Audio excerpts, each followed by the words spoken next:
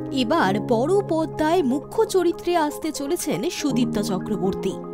Tollywood ইন্ডাস্ট্রিতে মহিলা পরিচালক বেশি নেই, তাই কোনো মহিলা যদি ছবি পরিচালনা করেন তাহলে তা বাড়তি মনোযোগ আদায় করে নেয় বলেছিলেন সুদীপ্তা চক্রবর্তী।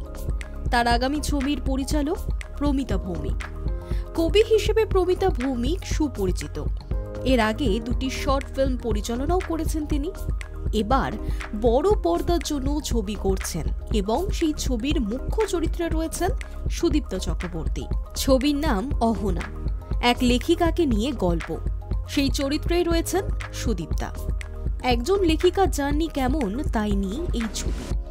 এই বিষয়ে কথা বলতে গিয়ে সুদীপ্তা জানিয়েছিলেন, এই রকম চরিত্র আমি আগে করিনি।